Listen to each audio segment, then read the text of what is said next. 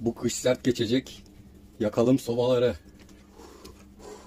Önce pelet sobamızı yaktık. Bu kalorifere bağlı. Otomatik olduğu için peleti atmak zorunda kalmadığım için gece bunu yakıyoruz. Gündüz olunca da pelet pahalı olduğu için bakın böyle bir taş odamız var. Şömine keyfi yapalım. Hem de evimiz de sıcacık olsun diye. Burada da odun yakıyoruz. Bunun vanasını açıyorum. Peletini kapatıyorum. Bu da gün boyu odun yakarak evimizi ısıtıyor. Tabii soba başında bir cam balkon keyfi yapmayacak mıyız? Bakın şöyle bir manzarada.